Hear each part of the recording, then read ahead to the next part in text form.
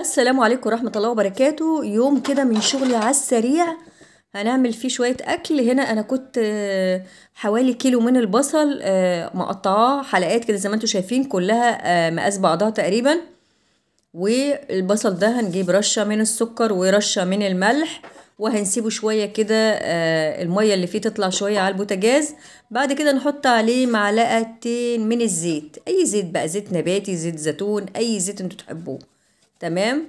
بس كده بنفككه كده من بعضه، لو لقينا حاجة كبيرة بنصغرها عشان ما فيش حاجة تتحرق وحاجة ايه تبقى تخينة. تمام. ناخده كده نحطه على النار ومش هنعلي عليه. تمام. هنشيل طبعا مطرح ما كنا بنعمل حاجات، وخدنا الأستاذ الحامل حطيناه فين يا نصرة. انا بعمل ايه هنا؟ كنت بعمل اللهم صل وسلم عليك سيدنا النبي، كنت بطحن رز للكفتة، كفتة رز عادي. تمام. هنا على طول ايدينا في المطبخ، يعني احنا مش نقف نطبخ، ولا لازم طبق تغسليه، حلة تغسليها، حاجة تشيليها. هنا كان في بقية بصل فضيته في المكان بتاعه، في العلبة بتاعته، وشلته مكانه. تمام. هنا ده جرجير كنت جايباه معايا. احيانا مثلا ممكن لو لقيت طماطم حلوه، يعني حاجات بسيطه كده اشيلها، ما اقدرش اشيل اكتر من كده. طماطم حلوه كده اجيب 2 كيلو معايا. جرجير، لان طبعا في سوبر ماركت والحتت دي بتبقى الحاجه يعني مش ممكن تبقى بايته، ممكن تبقى صفرة مش قد كده يعني. فالحاجات اللي بنقدر نشيلها او نجيبها في شغلنا مفيش مشاكل يعني. هنا بقى كنت بنضف الجرجير عشان اخلص منه. بننضفه كده كده على السريع، فتحنا بتاعت الزبالة والحاجات الورقة صفرة. بننضف الجرجير زي ما انتوا شايفين كده، وعلى طول هنحطه في المية. وزي ما فعلا بنعمل اكل للبني ادمين بنعمل برضو اكل للحيوانات. يعني في الفيديو ده هتلاقوني بعمل اكل للحيوانات، ومحدش يقول لي ايه الحيوانات وحلال وحرام، انا بقول ايه الحيوانات بس.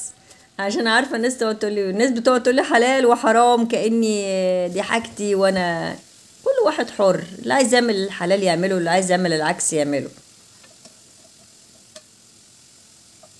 اللهم صل وسلم عليك يا سيدنا النبي. هنا بقى بنغسل الجرجير وننزل منه التراب، وبعد كده نحط عليه ميه بالخل نغسله. غسلته مرتين وحطيت عليه ميه بالخل. تمام. هنا هنروق الترابيزه، ولو كان في كيس كده هنشيله مطرح الكيس ما بتتشال.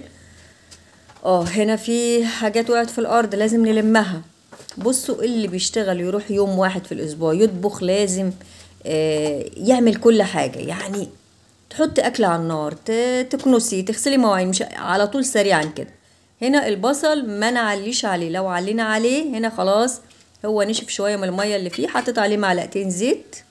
تمام. هنا همسك الترابيزه اللطيفه الظريفه دي، اشيل الحاجات اللي عليها، انضفها، امسحها كده سريعا عشان اعمل عليه شغل تاني. اوام كده زي السيمه.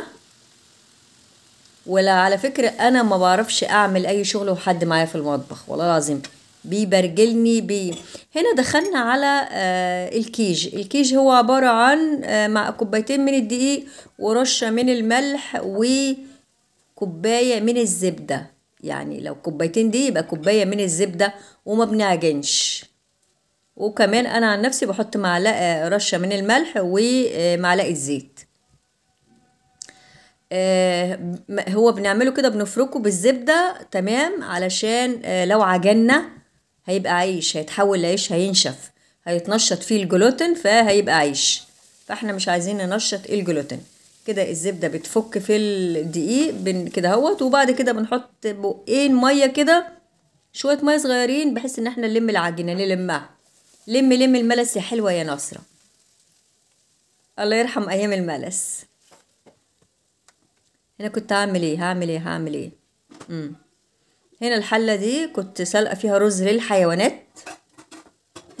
هنشف الحلة واشيلها عشان الدنيا تبقى رايقة. اوام كده الرق يعني ايه، ما نخليش. هنا بقى كان في طبق مشروم، لازم يا جماعة المشروم يتغسل. بتغاظ قوي من الستات اللي يقولك المشروم ما يتغسلش، يتنشف بمناديل مطبخ. يا اختي يا رقة، تتكلموا عن النظافة وبتاكلوا الاكل بترابه. ايه ده ما يشرب مية، ايه يعني هيسكر مثلا؟ دي مية. وبعدين انا ما بخلوش يشرب مية، هو اسفنجي زي البتنجان، يعني لا مؤاخذة تقلبوا الوحداية كده على راسها، تنزل عليها المية، الترابة تنزل، خلص الكلام. خلص الكلام يا عبد السلام.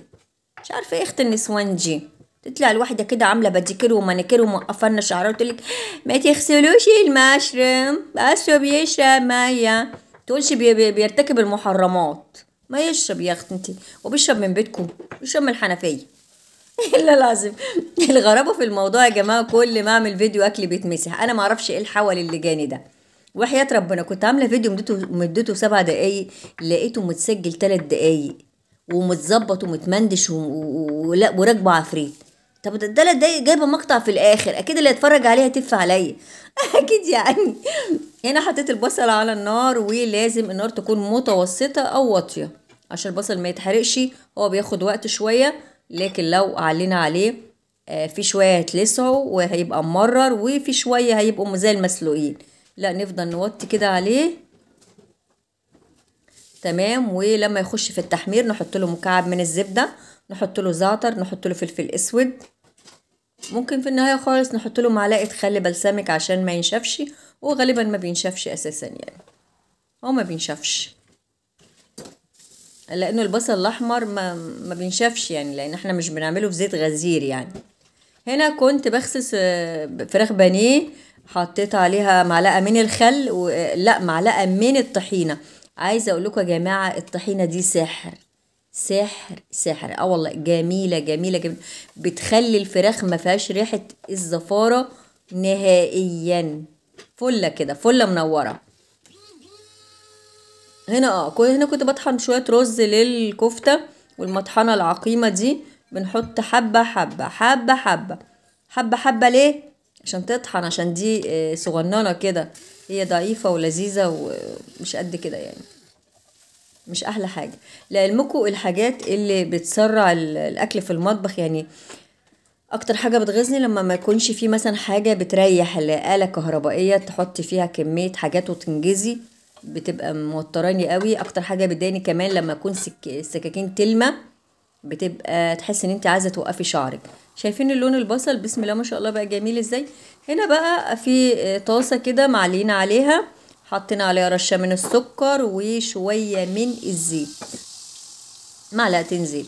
وهنا عندنا لحمه رقيقه كده من وش الفخده، هنحطها كده تاخد صدمه تتحمر. وليه دايما بحط رشه السكر في اللحمه؟ علشان بتساعد على اللون يبقى براون، يبقى غامق كده ويبقى حلو وننجز.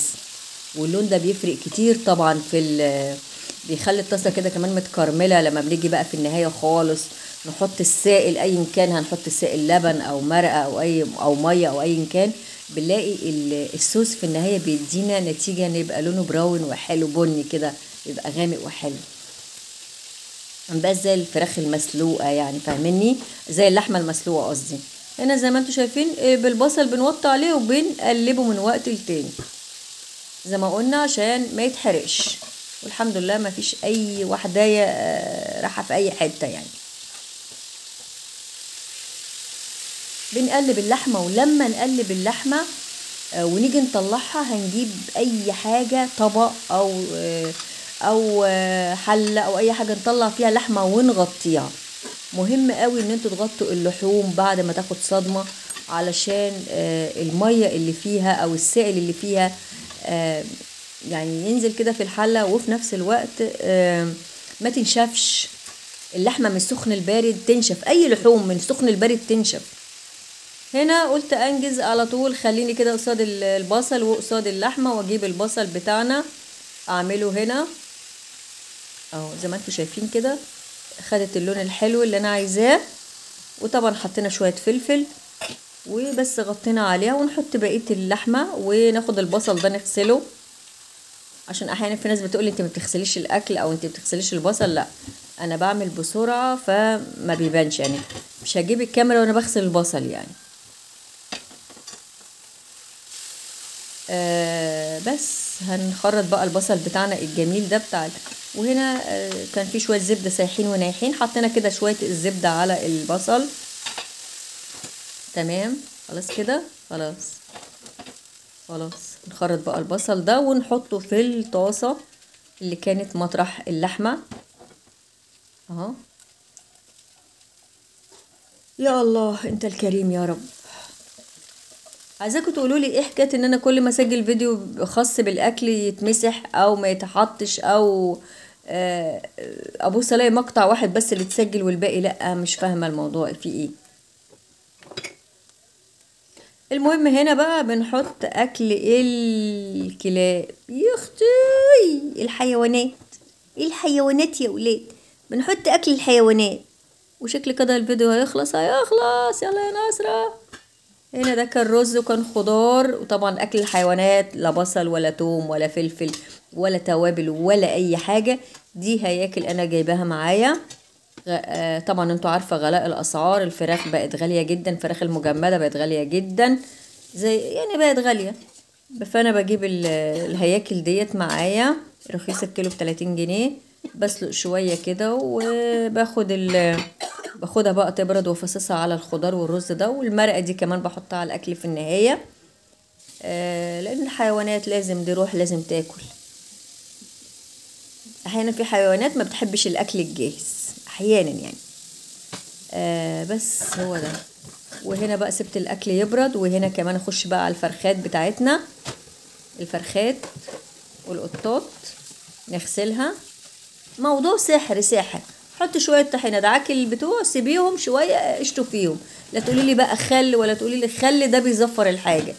الخل ده مش احسن حاجه والله. خلي بقى تنضفي بالمطبخ، تنضفي بالترابيزات، تنضفي بالارض. يطهر، تغسلي بيه الخضار عشان لو في اي بكتيريا او اي حاجه تنقرض. انما هو ايه ده؟ وانا كنت بعمل ايه الميه السخنه دي؟ دي المرقه. اشوفكم على خير في فيديو جديد يا حلوين.